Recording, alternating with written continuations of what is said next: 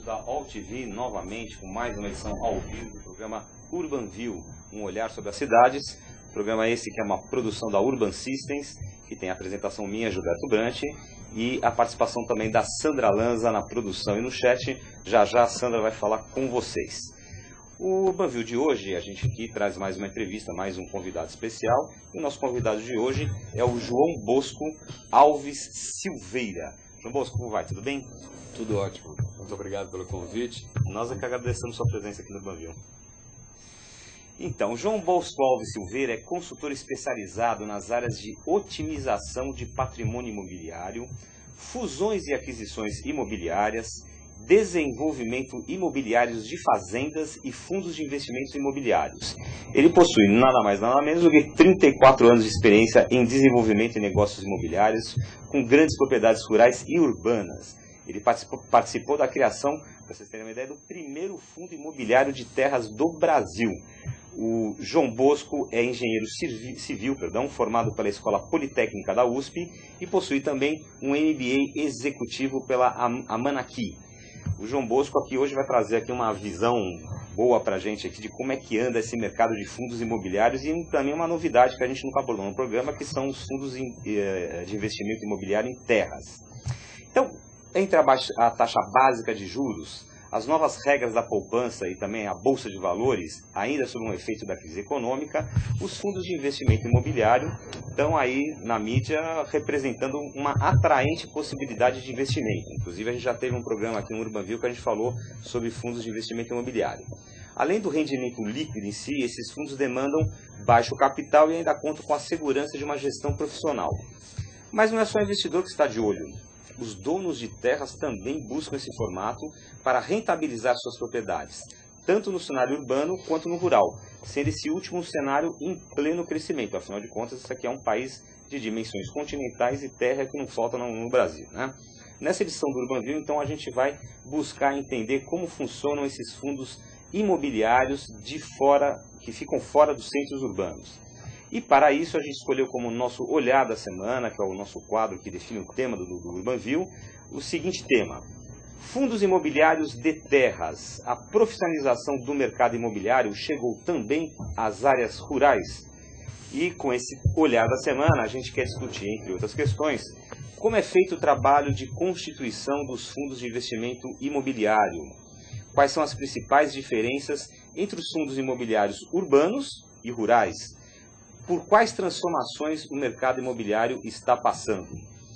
Sandra Lanza está aqui para conversar com vocês no chat, tudo bom? Tudo ótimo, bem-vindo também entrevistado. E bom dia, boa tarde, boa noite, como é de praxe aqui no Urban View. Qualquer pessoa, você que está nos assistindo via on demand, você pode participar com a gente. Basta ter internet e um computador. Pronto. É só você entrar em contato com a gente, entra no site da AllTV, toda terça-feira, meio-dia, faz seu cadastro, recebe seu login, tudo bonitinho, e participa ao vivo aqui com a gente. E hoje nós temos uma enquete bem interessante, viu, Gilberto? Mais uma enquete para Mais uma enquete interessante, programa, né? Muito bem. A pergunta de hoje para você responder lá no site da Urban Systems, www.urbansystems.com.br é: você investiria seu dinheiro em algum fundo imobiliário? São 3 opções. Você pode votar em sim, em não, mas pretendo um dia fazer esse tipo de investimento, ou não. Eu estou aguardando a sua participação, que lá no finalzinho do programa a gente dá o resultado para vocês e também o nosso entrevistado, eu, Gilberto, a gente vai dar fazer uma discussão aqui. Então, Sandra, a gente tem aqui, a gente pode participar diretamente aqui pela AllTV. Outra forma de interação é a nossa enquete e também tem o nosso Twitter. Nosso Twitter, muito bem lembrado, www.twitter.com/urban_systems. Muito bem. E para começar a nossa entrevista, nosso bate-papo de hoje, eu vou chamar o nosso quadro De Olho na Frase, que está trazendo aqui uma afirmação de ninguém mais do que um dos maiores investidores do mundo, que é o norte-americano Warren Buffett. Diz o Warren Buffett: investimentos devem ser simples, não é preciso fazer coisas extraordinárias para obter resultados extraordinários. Bom, João Bosco, ele fala aqui que não é... investimento deve ser simples, não é preciso fazer... Mas os mecanismos de investimento eles vão se sofisticando, né? Eu acho que o Warren Buffett mesmo deve fazer algumas análises aí do instinto dele, né? Então, a primeira pergunta é o seguinte para você, se você concorda com essa simplicidade que o Warren Buffett diz aqui, e também queria que na sequência você falasse um pouquinho, então, o que são os tais de fundos de investimento imobiliário, como é que eles funcionam e quais são as principais diferenças entre os fundos imobiliários urbanos e rurais. Ou seja, eu já mandei 3 perguntas para você de cara. Né? Se quiser, vou lembrando no decorrer do período aqui. Tá ótimo. A questão da simplicidade, eu acho que não só como a questão dos investimentos, como acho que tudo na vida, se a gente pensar num raciocínio mais simples, é muito melhor, inclusive, principalmente a questão de investimento imobiliário, que já é um negócio inteiramente novo. Eu acho que tem que ter uma regra simples para que o investidor possa absorver e entender no que vai ser investido. Aí a tua segunda pergunta da questão do fundo de investimento imobiliário, como o próprio nome diz, é uma reunião de investidores que aportam dinheiro dentro de um ambiente de um fundo imobiliário, que é regulado pela CVM, a Instrução Normativa 472 da CVM. Que é a Comissão de Valores Imobiliários, né? Comissão de Valores Imobiliários, onde obrigatoriamente tem que ter um administrador fiduciário, que tem que ser uma instituição financeira, e onde também tem um consultor de investimentos imobiliários ligados à finalidade de investimento do fundo. Tá, mas por exemplo, os fundos imobiliários que a gente conhece melhor, que são esses urbanos, né? Esses grandes prédios que eles fazem aqui na Zona Sul de São Paulo, são condomínios empresariais, etc. Tal. Quando você fala desse aporte de investimento dos investidores, não é necessariamente para a construção do mesmo. Pode ser depois você comprar uma cota daquilo que existe, como se você comprasse uma cota de um imóvel. Hoje em dia, os fundos imobiliários urbanos estão divididos dessa forma. Fundos imobiliários de renda, e aí é um prédio geralmente pronto e locado, em que a cota vai oferir ao cotista um rendimento advindo do aluguel desse escritório. É como se o incorporador, nesse caso que você está citando, o incorporador lá investiu X milhões para construir aquele prédio. Depois da renda daquele prédio, ou seja, da locação daquele prédio, ele vai compartilhar com alguns investidores e é uma forma de retorno desse investimento inicial dele é a venda dessas cotas. Exatamente. É perfeito, a tua definição está perfeita. Esse é um tipo de fundo de investimento de renda. O fundo de investimento de desenvolvimento ou de equity, de participação em desenvolvimento de incorporações, aí já é diferente. O cotista ele vai estar investindo numa incorporação imobiliária. Então ele vai ser como se fosse um co-incorporador. Aí o investimento é na construção mesmo, na aquisição do terreno e na construção do prédio. Exatamente. Ele passa a ser dono de parte desse prédio. Exatamente. E o que é bem interessante da questão do fundo imobiliário, porque você cotiza, né? Então, você pode ter... a maioria dos fundos imobiliários tem saído, o investimento tem sido de R$10 mil. Então, são geralmente 10 cotas de R$1.000. Isso dá um acesso ao todo público de varejo em geral. Quer dizer, o fundo de investimento imobiliário pode hoje ser...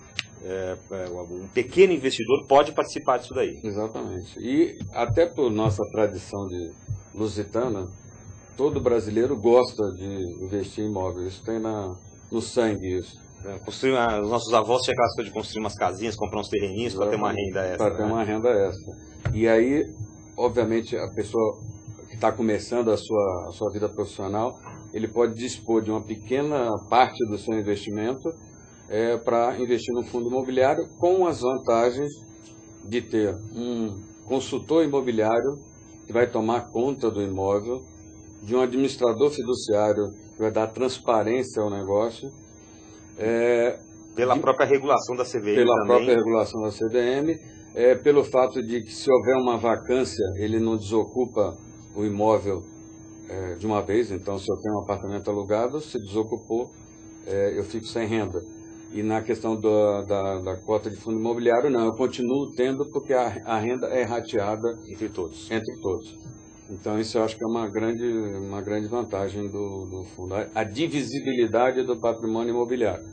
Isso vale tanto para o pequeno investidor, quanto também para os grandes investidores, que, como você disse no início, a questão da queda da renda fixa, da taxa de juros, está todo mundo procurando novas alternativas de investimento. E aí eu te interrompo e faço uma pergunta. Os fundos imobiliários de investimento imobiliário, de maneira geral, já estão oferecendo uma rentabilidade maior que a renda fixa?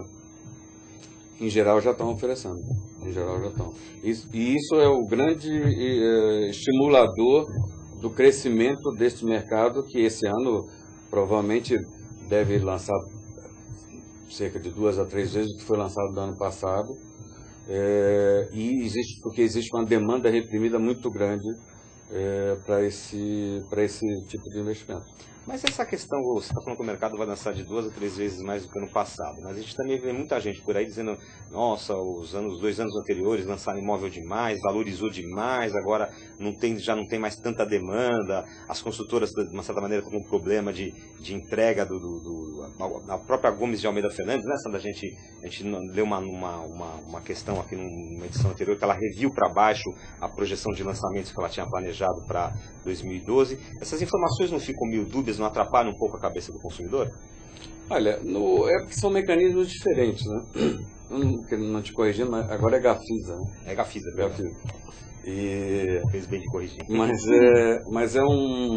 São finalidades diferentes, né? Então, o fundo imobiliário, como você até comentou, serve também para o incorporador ser uma alternativa de financiamento à produção de novos empreendimentos, né? E a questão do excesso de demanda que existiu, a gente tem que avaliar também que o brasileiro nunca teve a fartura de financiamento imobiliário que hoje está tendo acesso, e pode ter aqui ou acolá alguns bairros que tem uma super oferta, mas o próprio mercado sabe em se autorregular. E os construtores incorporadores não tem ninguém começando no mercado, são todos bons profissionais e vão se regular nessa equação.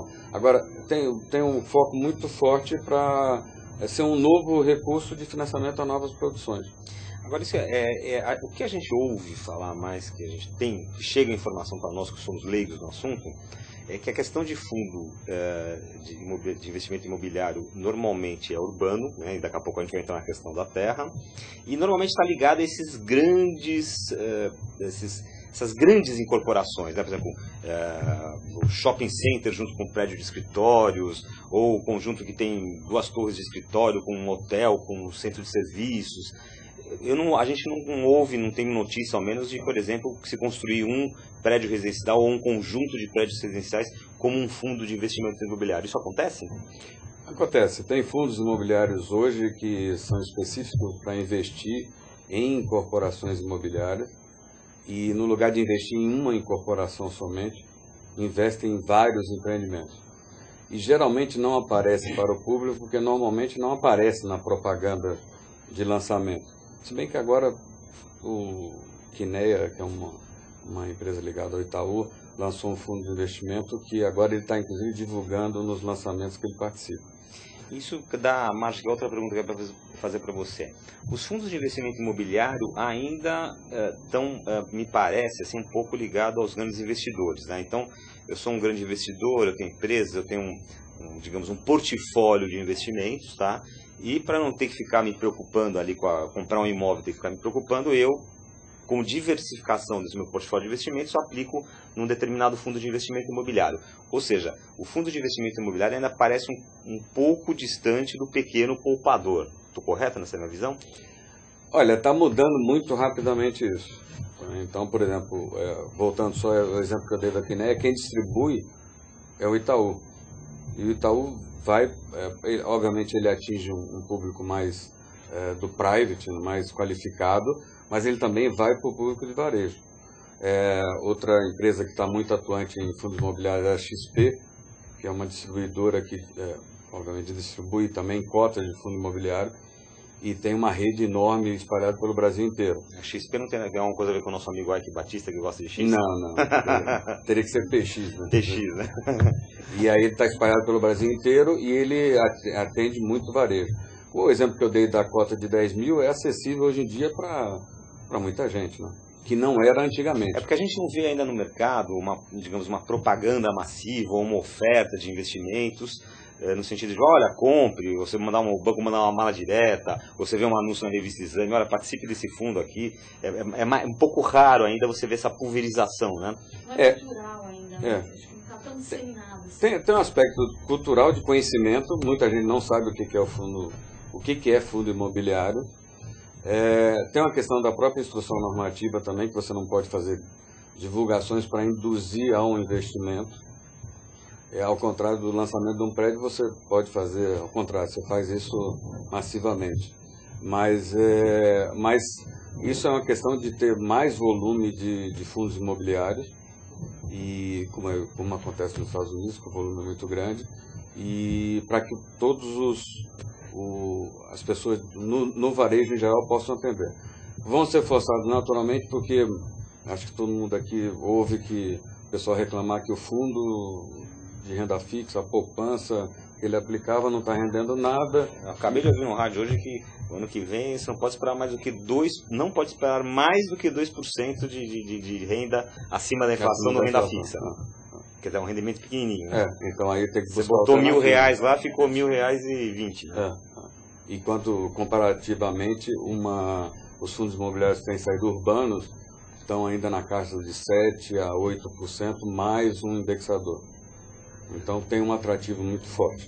Agora, a gente tem os fundos imobiliários urbanos que já são, que a gente está colocando aqui, relativamente conhecidos, né? E até, de certa forma, aceitos pelo mercado. Agora, quais são as diferenças, as principais diferenças entre um fundo imobiliário urbano e um fundo imobiliário rural? Basicamente é o seguinte, a começar do ativo, né? O ativo do urbano, ou é um escritório, um shopping, ou um investimento numa incorporação, quer seja residencial, quer seja de escritório. No caso do rural, o ativo imobiliário é terra, é fazenda. Isso é uma grande diferença, porque são mercados distintos, tanto na questão de liquidez, quanto questão também de volumes. Fazenda, quando se fala em fazenda, sempre está falando de volumes significativos. Uma fazenda de... Diga, Sandra. Não, a gente tem uma participação bem ilustre aqui. Olha só, o Tomás Assunção enviou uma questão bem interessante exatamente sobre isso que a gente está conversando. Na criação dos fundos imobiliários das fazendas, a gente pode colocar outros ativos que pertencem ao mesmo grupo, como apartamentos, casas de praia, etc. e tal? Deixa eu só acabar o do Roberto, aí eu emendo no Tomás, obrigado pela pergunta. Mas a primeira diferença é a questão do ativo. A segunda é a questão do indexador, porque hoje, quando se faz um fundo imobiliário para escritório, você vai oferir, por exemplo, uma renda que vai ser provavelmente IGPM mais indexado pelo IGPM. E a fazenda, geralmente, ela é arrendada para oferir uma renda para o proprietário, no caso, um fundo imobiliário, e a indexação é uma commodity agrícola. Quer seja soja, quer seja... Se aquela fazenda é uma fazenda de soja, a variação do preço da soja passa a ser indexador. Se for pecuária, a variação do preço da arroba da carne passa a ser indexador. Isso fica um pouco mais difícil para explicar, mas para quem tem acompanhado nos últimos anos, as commodities agrícolas têm dado uma elevada, por questões assim a questão da demanda de alimentos no mundo, a escassez que está ocorrendo em termos, inclusive, de terras disponíveis para plantar, e as commodities têm reagido. Não sei se vocês acompanham a soja, mas a soja quase que dobrou esse ano. Então isso reflete, não é uma realidade, não é que vai dobrar o ano que vem, mas ela vai estacionar num patamar bastante diferente do que era no ano passado. Esse vai ser um indexador, por exemplo, se eu tiver um fundo só de terras arrendadas para soja, o indexador vai ser a soja. Agora, nesse mercado, ainda antes de responder a pergunta do Tomás, a gente já volta já nela, você tem basicamente essas grandes áreas rurais, né, ou elas são herança de família, né, e no caso, ou o camarada é agricultor já de família, né, não aquele agricultor que a gente vê, o agricultor, o cara que está lá em cima do trator, mas a família controladora de um negócio agrícola, né. Esse normalmente vem um perfil, são terras que vêm já de herança, ou a gente tem empresas que compram também grandes áreas, que é Cosan, etc e tal, E você tem aquele proprietário rural que não faz nada, ele só arrenda a terra, né? Essa questão do fundo de investimento imobiliário rural, ele pode atingir esses 3 tipos de perfil e até existe algum outro tipo de perfil? Não, os perfis são esses que você comentou, e aí a questão das heranças é muito na linha do que o Tomás perguntou. Normalmente quem tem patrimônio imobiliário de terra, geralmente tem outros imóveis, e geralmente imóveis urbanos também, e que geram receitas, porque sejam escritórios, apartamentos. Então, existe sim uma possibilidade de criar um fundo imobiliário. Então, a gente poderia dizer assim, o primeiro caso é aquela questão, a família vem, primeira geração, segunda geração, terceira geração, sei lá que vão estar na terceira, quarta geração, então você já tem uma quantidade de filhos, netos e bisnetos. Exatamente. Você tem, a fazenda continua sendo a mesma, ampliou um pouco, comprou mais uma área, etc e tal. Agregaram-se a essa fazenda novos imóveis, casas na cidade, ou na cidade do interior, aqui em São Paulo. Então, digamos, isso é muito utilizado nos processos sucessórios das famílias? Nessa linha, até além do neto do bisneto, tem a pessoa, o patriarca que morre, o indivíduo que separa, e aí a questão da divisibilidade começa a ser um negócio complicado, porque fazenda é uma escritura e uma matrícula, imóvel, qualquer imóvel é uma escritura e uma matrícula. E aí tem uma grande vantagem do fundo imobiliário, a questão da cota, para divisibilidade de patrimônio. Você tem algum distrato, um divórcio, ou um dos familiares está precisando de dinheiro, em vez de ter que vender um pedaço da terra, vende só cota. Só cota. Já começa a vantagem daí. E mesmo porque também imóvel é assim, você não vende um quarto, né, do apartamento. Você tem que vender o apartamento. E na cota era como se tivesse vendido o quarto. Então é um facilitador muito grande, e para processos sucessórios eu acho que daqui para frente vai ser cada dia mais usado. Sim, me parece, pelo que você está contando, uma solução genial. Eu acho que a pessoa passa a ser cotista de um patrimônio. De um patrimônio. E aí o bisneto que tem 0,05% por exemplo, se é uma terra, de uma fazenda, que ele não sabia exatamente onde é que era esse 0,05%, ele passa a ter 0,05% de cotas. E aí ele passa a receber rendimento desse percentual de participação dele, e se consegue trocar de posição, mesmo dentro da família, porque sempre tem uns que gostam mais de imóvel, tem outros que querem investir no negócio próprio e querem se desfazer. Eu, por exemplo, se não quero saber nem onde que fica a fazenda, eu falo, não quero saber, eu vou vender a minha parte, minhas cotas aí, e ele pode vender tanto para a família como para o mercado. Exatamente. E a tendência natural das famílias é que elas se ajustem internamente no primeiro momento e depois vão para o mercado secundário. Junto com quem tem terra e fazenda, tem apartamento, tem escritório. E aí você pode colocar isso tudo dentro de um bolo e fazer um fundo imobiliário patrimonial. Pois é, sobre planos sucessórios, a gente está falando aqui um pouquinho. O Tomás também gostaria de falar um pouquinho também sobre planos sucessórios nas empresas.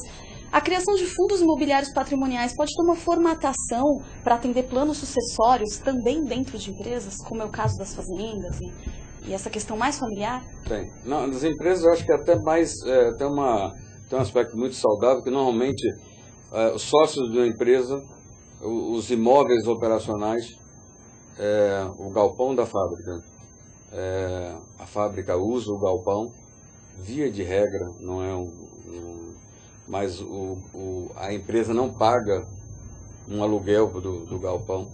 E a partir do momento que você use esse instrumento, o fundo imobiliário, para segregar o patrimônio imobiliário, os acionistas eles vão receber do aluguel do galpão e separar da atividade operacional da empresa. O terreno e o imóvel, o galpão, é da família. É da família. A operação fábrica tem que pagar para estar lá. Tem que pagar. O dinheiro vem no meu bolso, mas... No meu bolso. Mas isso é muito importante, principalmente quando as famílias vão crescendo e os interesses vão mudando. Então, eu já conversei com muito neto de fazendeiro que, enfim, é médico bem sucedido em São Paulo, ia uma vez por ano na fazenda e não tinha menor afinidade com atividade agrícola. Mas isso para patrimônio de empresa também serve perfeitamente, inclusive para segregar isso. Tá. Então aí a gente tem a questão, pelo que a gente está vendo até agora, resumindo um pouquinho, pelo lado de quem investe, para o pequeno poupador, pequeno investidor, que você falou, cota de 10 mil reais, ele pode trazer uma possibilidade de um investimento diferenciado que dê um rendimento maior do que uma renda fixa. Pelo lado do grande investidor, é uma forma de ele investir em imóveis sem correr, digamos, o risco de ter que ficar ele pessoalmente administrando a coisa, porque tem todos esses elementos que estão envolvidos aí. E para o lado de quem faz o fundo imobiliário, que são os proprietários de terras, também oferece essas vantagens tanto do ponto de vista rural como do ponto de vista urbano. Agora, a gente falou, por exemplo, da família, né, que tem uma grande área rural, ou mais de uma área rural, e a família, nós abordamos um pouco aqui a questão sucessória. E quando é o caso de empresas, né, então eu tenho agora empresas mesmo, empresas que são empresas que estão em plena pujança no mercado, que são as empresas do agronegócio. Essas empresas fazem esse mesmo processo? Antes de responder, deixa eu só colocar uma terceira diferença, ainda voltando à pergunta anterior, do fundo imobiliário urbano por rural. Eu comentei que o ativo é a diferença, a segunda é o indexador, que seria uma commodity, e o terceiro terra valoriza mais, tem potencial de valorização maior do que os imóveis urbanos em áreas consolidadas, por exemplo, como São Paulo. Terra no Brasil tem experimentado nos últimos anos um grau de valorização muito significativo. Isso devido a essa explosão do agronegócio.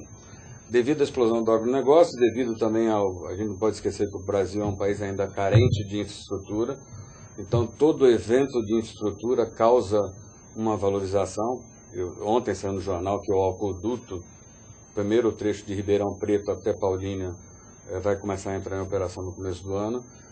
Isso é uma infraestrutura que já devia existir há muito tempo e passa a ter, no estado como São Paulo, que é o estado de melhor infraestrutura do Brasil, agregado a uma melhoria de infraestrutura. O Brasil tem muita coisa por se fazer, né? Então, até o escoamento logístico, tem se discutido muito isso, a questão, por exemplo, do escoamento de soja. No Brasil, 17% aproximadamente do valor da soja é investido na entrega. Que é uma logística terrível, né? Que é uma logística terrível. Aí o que você quer dizer é o seguinte, por exemplo, saindo fora dessa área do Sudeste, por exemplo, você está lá no Maranhão, Imperatriz, não sei o que, aí você faz uma ferrovia lá para deslocar toda aquela produção de soja lá no Nordeste do país, ali seria o que do país? Bom, enfim, aquela parte mais para dentro, para você atravessar, chegar no porto ali, por exemplo, tudo que passa, onde passa essa ferrovia valoriza a terra. Tudo. E hoje em dia por exemplo, existe um grande polo de desenvolvimento, que é a região que se chama de Mapitoba, que é Maranhão, Piauí, Tocantins e Bahia. É o encontro dos 4 estados. Aquele centrinho ali interno, né? Aquilo para escoar, tem coisa que escoa para o Santos. Absurdo, né? Então, percorre muito. Então, a questão de agregar esses valores de infraestrutura, a terra no Brasil tem muito ainda a ser valorizada. A contrapartida, que até o começo do ano era um aspecto negativo, é que arrendamento rendia 3% ao ano. Agora, até pela sua declaração que você ouviu no rádio de 2%, os 3% já é 50%, já é algo a mais. Já é 50% a mais. Então, e agora o brasileiro vai conviver com isso. Tá, mas assim, a gente vê muita questão de arrendamento também, que assim, o camarada simplesmente arrenda a terra, recebe um aluguel pela terra. Não tem essa questão do indexador que você falou, que é o que se produz naquela terra, né? Mas normalmente, se eu tenho uma fazenda e eu estou arrendado, por exemplo, a cana, o meu contrato de arrendamento é indexado no indexador da cana. Se a terra é para soja... Independente de estar no fundo de investimento imobiliário ou não. Independente de estar... O fundo imobiliário, na verdade, é um veículo, né? E a relação imobiliária persiste. Então, na verdade, o fundo é proprietário da terra e arrenda para um produtor, operador, essa terra, por um período, geralmente, são contratos relativamente grandes. Mas esse operador pode ser de algodão, pode ser de milho, pode ser de soja, pode ser de cana, pode ser de floresta. Cada um desses tem um desempenho financeiro diferenciado, particular para cada um, mas isso tudo, o ideal do fundo imobiliário é que tenha terras arrendadas para as mais diversas tipo de atividade agrícola. Entendi. Voltando àquela minha pergunta lá, muda um pouco a configuração do negócio quando quem contrata para a criação de um fundo de investimento imobiliário rural são empresas? Olha, grandes proprietárias de terras, empresas do agronegócio? As empresas do agronegócio, o investimento em terra é um investimento que é muito pesado, né? Se for comparar o negócio principal dele é plantar, o quanto que ele investe para poder fazer, por exemplo, a plantação de soja, versus ter a imobilização da terra, faz todo sentido, e é o que está acontecendo com as empresas do agronegócio, elas estão segregando a parte operacional de produção da parte de imobiliária. Parte patrimonial. Patrimonial. Essa parte patrimonial ou ela é investida por empresas de propriedades rurais que já estão aparecendo no Brasil, já existem no Brasil, tem empresas de capital aberto também que investem só nisso, e o negócio é investir, comprar a terra para arrendar para um operador de qualidade. Assim como também ele pode, também empresas do agronegócio são empresas muito familiares, tem muitos exemplos familiares, ele pode também fazer a segregação, tirar a terra do negócio principal dele, e a operação tem que pagar o valor do arrendamento. Isso é muito saudável para o negócio. Inclusive porque preserva, né, antigamente o produtor tinha um problema, ele perdia a produção, perdia a terra, perdia tudo. Agora ele pode fazer isso diferente, de separar, dar um pouco mais de segurança. Exatamente. E no fundo imobiliário tem uma coisa que é muito interessante, que pode ser uma desvantagem, uma vantagem para o outro, no caso do investidor, é que o fundo não pode dar o imóvel como garantia. Assim, diretamente ele não pode. Então isso preserva o investidor.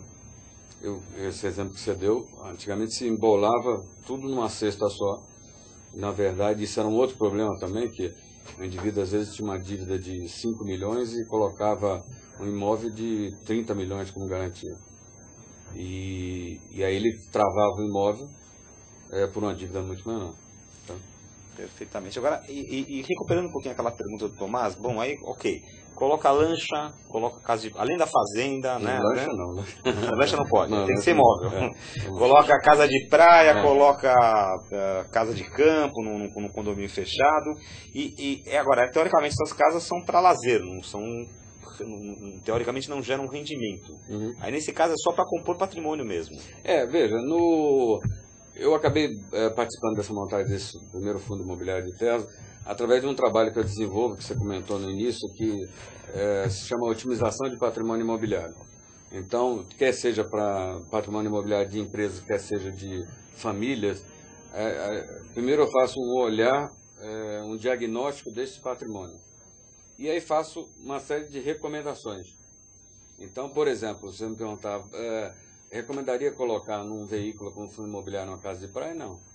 Eu acho que aí é uma atividade muito específica, muito dirigida, e assim como também tem outros tipos de imóveis que têm rentabilidades que não são coerentes com o perfil de um elemento, de um fundo imobiliário, que vale mais a pena você vender, né? Então, primeiro se faz um diagnóstico, inclusive se, no caso de fazendas, por exemplo, segrega fazendas que têm potencial imobiliário. Então, que eu posso fazer um desenvolvimento imobiliário de uma fazenda. Geralmente não se põe no fundo imobiliário porque é uma atividade de desenvolvimento.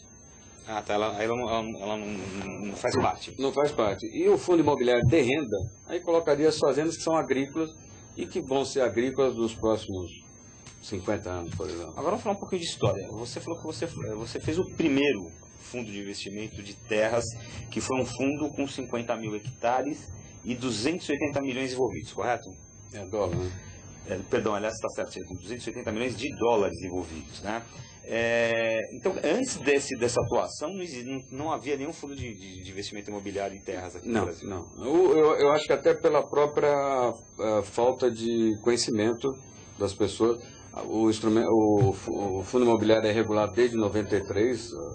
Também é recente, também, não é uma coisa... É recente. A gente não pode esquecer também que enquanto a taxa de juros foi alta, o fundo imobiliário praticamente não existia. Porque não conseguia competir, porque mercado imobiliário de renda sempre pagou no máximo 1% nossos pais, avós lusitanos sempre falavam. Sempre recebiam. E isso dava 12% ao ano, 12, um pouco a mais. E isso com a inflação e um mercado de juros pagando 25, 30, não tinha como concorrer. Isso tudo é uma história muito recente. Conta então um pouquinho dessa criação para a gente. Como é que foi essa aventura? Isso fez parte até do resultado desse trabalho de otimização. Nesse caso específico, eu peguei o patrimônio, separei as fazendas com potencial de desenvolvimento imobiliário, desenvolvi os empreendimentos, montei parcerias com vários empreendedores para desenvolver esses empreendimentos. E aí também é uma área também nova que a Urban participa bastante ativamente, daí eu tenho uma amizade bastante antiga com o Tomás, que é a questão de estudo de mercado de grandes propriedades e que estão surgindo, o que se chama hoje de comunidades planejadas. Então, nesses patrimônios de terra, você sempre consegue identificar fazendas, e aí quando a gente está falando de fazenda, é sempre tudo muito grande. 1 milhão, 2 milhões, 20 milhões de metros quadrados. Que para o mercado imobiliário é muito, mas para a fazenda não é. 20 milhões são 2.000 hectares, não é um número para atividade agrícola muito grande, mas para atividade imobiliária é muito grande. Então, esse desenvolvimento também é um negócio novo no Brasil, e eu sempre me utilizei muito da Urban para fazer os estudos de mercado, desenvolvi um master plan urbanístico, e aí identifica assim, com que parceiros que eu posso desenvolver esses empreendimentos. Tive a felicidade de ter um bairro em Piracicaba de 3 milhões de metros quadrados que eu desenvolvi. Qual bairro é? O bairro chama Santa Rosa. Santa Rosa. E hoje tem vários empreendimentos implantados. Quer dizer, então isso aí era uma área, um patrimônio rural. Exatamente. Que foi objeto de um desenvolvimento imobiliário. Exatamente. E isso tem uma vantagem muito grande, porque enquanto não se desenvolve imobiliariamente, ele está arrendado e continua rendendo para a propriedade. Isso atende àquela máxima que os imóveis rurais que começaram a ficarem próximos, perto dos grandes centros urbanos, eles já não são rentáveis para a produção agrícola, e se você vendê-lo dentro de um projeto de desenvolvimento imobiliário, onde você fatia ele em vários empreendimentos, você vai ganhar muito mais do que se você vendesse a área inteira. Exatamente. O que a gente toma muito cuidado, a Urban e eu, quando sempre faz esse trabalho a 4 mãos, a preocupação é que às vezes o proprietário se entusiasma demais, né? Então esquece que a cidade tem 300 mil habitantes, tem 400 mil habitantes. E como você pegar uma área de 3 milhões de metros quadrados, entra muita gente. Só que o Tomás fala uma coisa que é muito interessante, que diz que não nasce pessoas de 35 anos ganhando 5 a 10, 20 mil reais, não nasce todo dia isso. Então, você não cria a demanda, apesar de que, por exemplo, nesse caso de Piracicaba, a Hyundai foi para lá, foi um grande indutor de demanda. De demanda. Mas também isso tem acontecido recentemente no Brasil, né? Então, essa questão de também a mão para desenvolver esses grandes empreendimentos que estão virando as comunidades planejadas, que é a única solução, até para o que a gente estava conversando do trânsito de São Paulo, não dá mais para viver nesses desencontros de centralidade, em que eu moro de um lado da cidade e trabalho na outra. Um verdadeiro caos urbano. Não tem jeito, isso não tem solução, não tem obra viária, metrô que resolva isso. Então a tendência natural é que se desenvolva essas comunidades planejadas, quer seja em grandes centros como São Paulo, quer seja no Brasil inteiro. Então esse trabalho, uma primeira coisa é identificar essas áreas que podem ter esse potencial. A gente faz um desenvolvimento muito consciente, olhando sempre o mercado para não exagerar na mão. E aí depois as terras com vocação agrícola, que já estavam arrendadas no contrato há muito tempo, até por uma questão, esse patrimônio é de uma família, e aí até por uma questão, primeiro, sucessória, existe uma preocupação muito grande disso, e aí foi colocado dentro do ambiente do fundo imobiliário. E aí depois, por consequência, além da questão da divisibilidade, o fundo imobiliário oferece isenção fiscal para o cotista. Então, diferentemente de você alugar um apartamento seu, que você tem que pagar o imposto sobre o rendimento do aluguel, no caso do fundo imobiliário, você não paga imposto sobre as cotas que você tem. Então isso inclusive faz com que essa rentabilidade ainda seja maior do que os fundos de renda fixa, por exemplo. Muito interessante. Nós estamos aqui no Urbanview de hoje conversando com o consultor João Bosco Alves Silveira, né? Nosso tema do programa de hoje é fundos imobiliários de terras. A profissionalização do mercado imobiliário chegou também às áreas rurais? Então vou aproveitar esse tema do programa agora. Essa profissionalização, você está citando alguns exemplos, mas essa é uma atividade recente, né? E nós temos um país aí de dimensões continentais. O Brasil tem terra aí. Essa é uma atividade incipiente, de poucos negócios nessa área, ela é mais concentrada na região sudeste. Dá um panorama desse mercado de fundos de investimento imobiliários de terras. Não, é muito recente, né? Então eu diria assim, vou falar sobre investidores em terras de uma maneira geral. Nos últimos anos tem aparecido empresas, inclusive de capital aberto, que têm investido exatamente na compra de terras para arrendar para bons e grandes operadores agrícolas.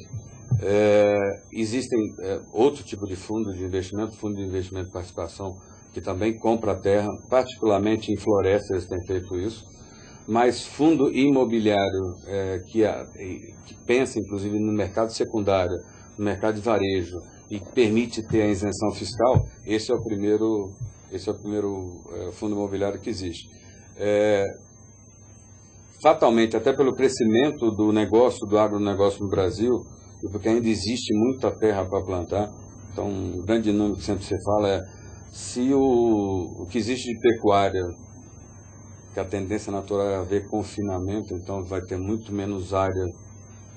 Não sei se você sabe, um boi ocupa muito espaço. Né? Um boi, a criação extensiva, ele precisa de muito espaço. Ele vai comendo... É mais ou menos um boi para cada 10 mil metros quadrados. Então é um luxo, né? A gente... Puxa! Bichinho espaçoso. Espaçoso.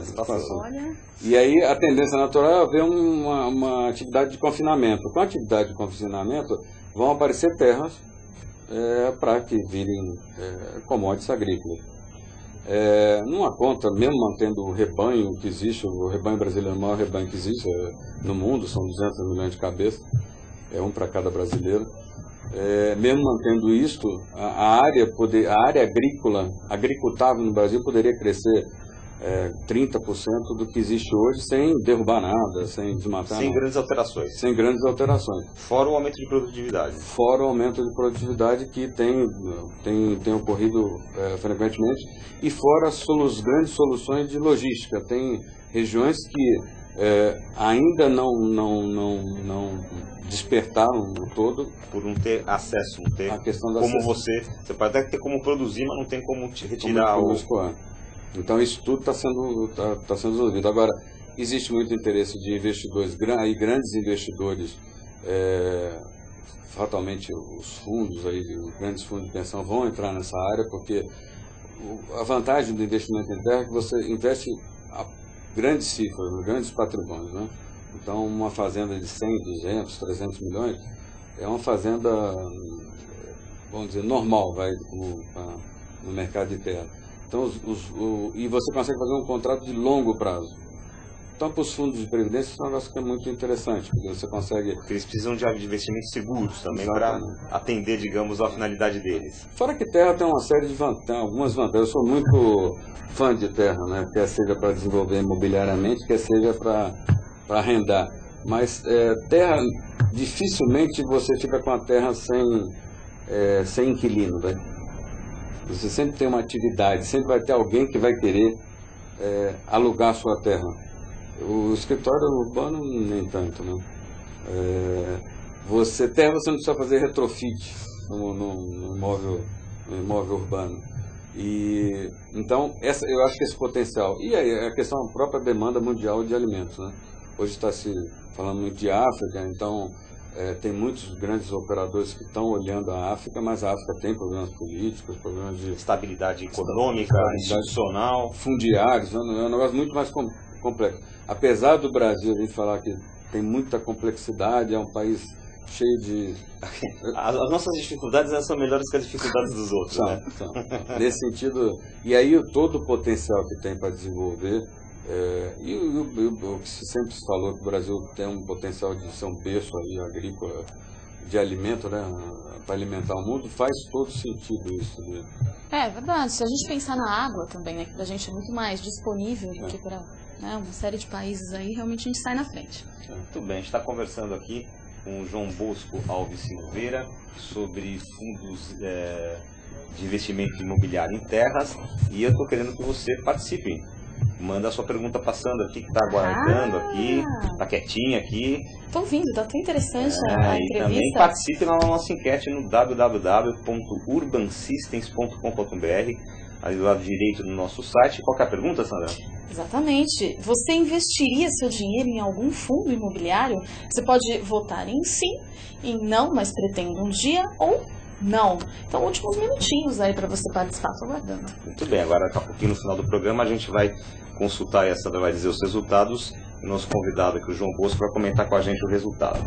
Agora, João, para entrar, pelo jeito que você está quase me convencendo, eu já estou quase vendendo tudo que eu tenho para entrar num fundo de investimento imobiliário. Agora, como é que faz para sair? E essa pergunta pode ser dividida em duas. Primeiro, assim, literalmente, como é que eu faço para tirar um imóvel de um fundo de investimento imobiliário?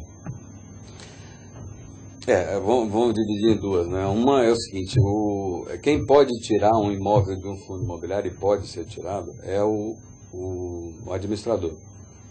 Ou seja, o fundo pode vender um imóvel e, consequentemente, ele estaria tirando de dentro do ambiente do fundo imobiliário.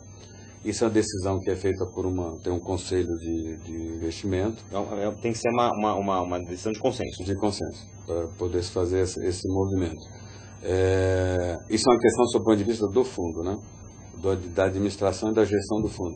Sobre a questão do investidor, existe hoje um mercado secundário bastante ativo para venda de cota e é cotado no balcão da Bovespa. Isso, inclusive, a normativa é obrigada a você operar na Bovespa. Como se você operasse, é como se você trabalhasse com ações. Com ações. Quer dizer, você pode vender suas ações, pode comprar ações, mas tem que ser regulado por um organismo, no caso a Bovespa. Exatamente. E aí isso era um negócio que pecava antigamente, porque geralmente não existia esse mercado. Então quem comprava ficava abraçado com a cota, né? Ficava imóvel. Fica literalmente imóvel. E hoje não, hoje obviamente você tem que analisar quais fundos imobiliários têm mais liquidez, tem uns que têm mais, como ação na bolsa, né? Tem algumas ações que têm mais liquidez, tem outras que têm menos liquidez, mas você consegue sair, eu posso dizer isso, se eu tivesse que responder a enquete, eu fazer, invista em fundo imobiliário, eu sou um investidor de fundo imobiliário, sou fã de fundo imobiliário, já tive a oportunidade de ir na Bovespa e vender. Agora, que nem a ação também tem aquela coisa, além da liquidez, tem um momento certo para você sair, né? Você não pode se desesperar se o negócio cai, você tem que... O fundo imobiliário não tem as emoções de uma bolsa. Que um fato anunciado pela empresa pode... Não. O resultado da empresa, por exemplo, não sou o resultado da empresa... É um investimento um pouco mais seguro. Seguro. Ou estável. Estável, eu acho que a palavra é estável. Então, mas mesmo assim você tem uma cotação no mercado secundário que por vezes descola da realidade do fundo. Ou seja, quero dizer, existe uma demanda muito grande de gente querendo comprar cotas de fundo imobiliário. Isso tem ocorrido agora. Então o pessoal vai no mercado secundário e compra. E valoriza. Valoriza. Velha lei da oferta e da procura. E aí o rendimento para quem está entrando cai, mas ele está satisfeito com aquilo e ele quer colocar num porto seguro.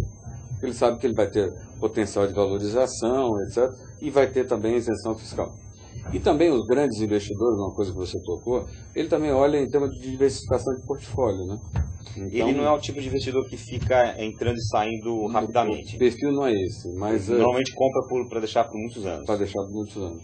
Então, Ou seja, provavelmente o estoque hoje de ações, vamos chamar assim, de participações de fundo imobiliário em posse dos investidores é bem maior do que aquele que está em negociação na... Com certeza.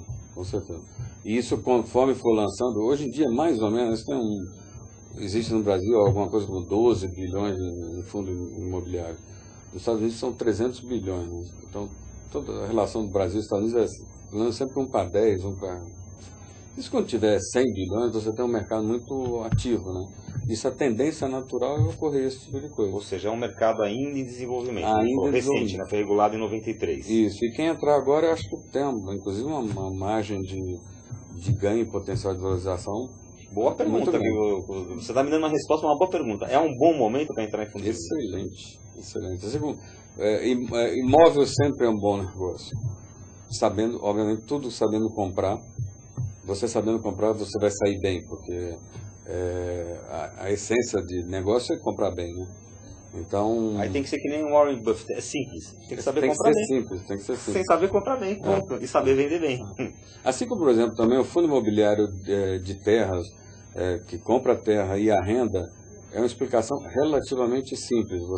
Eu comprei um bem, um ativo imobiliário, e arrendei para um grande operador agrícola. E o que você, cotista, vai receber? Você vai receber uma parte daquele rendimento em função da quantidade de cotas que você tem. Então, agora, é relativamente simples, é muito mais fácil explicar do que explicar uma ação de uma... É relativamente simples, né? Mas e para a pessoa que quer fazer um fundo desse, como é que ela aprende tudo isso, né? Para poder, enfim, tirar um lucro e, enfim, participar de uma maneira legal? Olha, eu acho que hoje... Antes de mais nada, ela contrata a consultoria do João João, que vai dar todo o caminho das pedras para ela. Mas... é o caminho, porque normalmente todos os clientes que quando eu falo estou falando sempre Tomás também, porque a gente sempre faz isso a 4 mãos, quando a gente atende, geralmente não vem com um patrimônio só. Na verdade, ele vem com um negócio que na cabeça dele é um problema. Na verdade, pode ser a solução para ele. Tem muitos casos que a gente já conversou em que a pessoa fala, eu tenho uma dívida enorme que eu não consigo liquidar, e eu tenho um negócio, um patrimônio imobiliário que eu acho que não vale nada, e o imóvel não vende, é difícil de vender. Deixa eu olhar o teu patrimônio. E aí, quem sabe, a gente já teve várias situações de a gente dar a solução para o endividamento dele através de um evento de liquidez imobiliária, que ele não estava enxergando. Olha que legal. Então, quem está fora do circo, às vezes, vê melhor. Ele não perde o patrimônio e ainda consegue equacionar o problema dele. Exatamente. E aí, o fundo imobiliário é uma das consequências, é uma das soluções que pode existir, mas é fundamental olhar o patrimônio como um todo. Hoje em dia, as empresas também estão começando a olhar, porque o imobilizado é muito grande, nem sempre é positivo para as empresas, né? E para a família, então, nem se fala. Acho que normalmente aí com o próprio crescimento do mercado de family office no Brasil, family office geralmente eles têm um ativo financeiro, liquidez, e geralmente tem um ativo imobiliário, tem um patrimônio imobiliário, que às vezes é meio esquecido, fala assim, porque geralmente ativo imobiliário eu recebi do meu bisavô. Então, eu mesmo não fiz força nenhuma. Sim, já veio simplesmente com herança. Né? Veio com herança. E nesse caso da família, por exemplo, uma curiosidade que me ocorreu agora. Ok, então, agora já tem 4 filhos, não sei quantos netos, não sei, a mulher, o cunhado, cunhada, não sei o quê. E aí eu constituo um fundo de investimento imobiliário com essa questão mais preocupada com a questão sucessória do que qualquer outra coisa. Só que aí, que nem falou, o meu bisneto agora é médico, ele não gosta de fazenda, ele quer sair. Aí ele vende os tantos por cento dele de cotas desse fundo. Aí o outro também sai e vende. Pode ter uma hora que essas cotas estejam na mão do mercado e você não seja mais proprietário daquele? Pode. Mas normalmente o que as famílias tendem a fazer é fazer um acordo entre eles, entre os vários troncos da família, e eles comprarem as cotas de quem tem interesse de sair. Para que o imóvel fique na família de alguma forma. A tendência natural é que isso vá para o mercado de varejo. Né? Tem uma outra vantagem também do mercado do fundo imobiliário, é que se eu vender um imóvel do fundo, se o fundo resolver vender um imóvel e reaplicar num outro fundo imobiliário, ou comprando um outro ativo de renda. Vende uma determinada fazenda, mas compra outro em outro lugar. Outro ativo imobiliário de renda, por exemplo, se eu deixar dentro do ambiente do fundo imobiliário, eu também não sou taxado nessa transferência. Nessa transferência. Não tem um ITBI aí. Não, ITBI tem, mas o que não tem é o imposto de renda sobre o lucro imobiliário. Hoje em dia, se você vender o teu apartamento e você tem que ver o que você declara no imposto, se você declarou 100 e você vender por 500, não sei se você sabe disso, você vai pagar um imposto, que é 15% sobre o que você ganhou.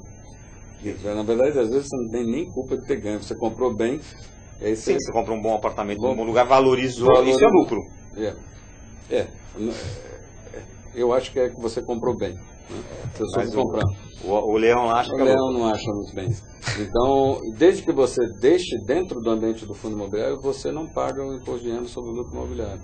Isso é uma grande vantagem que tem o instrumento fundo imobiliário. Muito bem, Sandra Lanza. A gente teve aqui uma aula sobre fundos de investimento imobiliário em geral e particularmente fundos de investimento imobiliário em terras com o consultor João Bosco Alves Silveira. E como o nosso programa praticamente já está no seu horário limite, eu vou pedir para a Sandra consultar aqui o que aconteceu lá na nossa enquete. Vamos ver se o pessoal participou. Essa enquete mudou tanto durante o programa. Mudou? Eu acho que as pessoas foram influenciadas pelo bate-papo aqui. Não sei não, tenho uma leve impressão disso. Bom, a nossa pergunta era: você investiria seu dinheiro em algum fundo imobiliário? 8% diz que sim, que investiria. 8% também diz que não investiria. E a maioria, 83%, disse que não, mas que um dia pretende investir. E olha que a gente começou o programa com essas três respostas bem equivalentes, bem equilibradas. Ou seja, o pessoal viu o programa, agora fala assim, pô, eu não estou pretendendo investir nesse negócio, tá vendo? Se você pudesse jogar no Jornal Nacional em cadeia nacional, aliás, você já amanhã... Eu acho que o resultado é bem típico, eu acho que é a falta da divulgação da informação. A partir do momento que as pessoas saibam disso, eu já tenho muitas situações que eu converso, essa não é uma conversa que nós estamos no tempo, as pessoas me olham assim com um olhar incrédulo, não, como vira cota, em vez de eu ter uma escritura, vou ter cota de um negócio que é fundo. Mas é um negócio que é muito bem...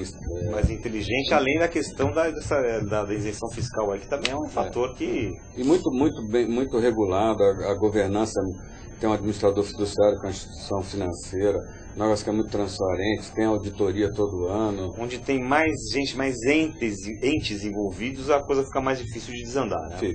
Quando você faz isso, uma administração de um fundo, de um patrimônio imobiliário, em poucas mãos ou na mão da própria família, às vezes um erra, né? Outro faz a coisa mal feita, né? Você tem mais agentes envolvidos no processo. Eu até costumo dizer o seguinte: eu sou o bisneto, e aí quem toma conta do patrimônio é o meu tio. E meu pai falou para eu não perguntar para ele como é que ele toma conta do patrimônio. Então, geralmente é uma caixa preta, geralmente questão de família. O fundo imobiliário fica tudo muito transparente, então enfim, acho que eu investiria e recomendo para todo mundo. Aliás, eu invisto e recomendo para todo mundo. Muito bem. Então tá aqui, nós conversamos hoje então com João Bosco Alves Silveira no Urbanview de hoje. João, muito obrigado pela tua presença aqui. Muito obrigado. Obrigada pela participação, a casa é sua, foi uma aula, tenho certeza que todo mundo que assistiu gostou. E obrigada a você que participou com a gente espera vocês a semana que vem, no mesmo bate-horário, no mesmo bate-canal aqui na AltV, no Urbanview. Aguardo vocês. É isso aí, gente, até terça-feira que vem, meio-dia, com mais uma edição ao vivo do Urbanview.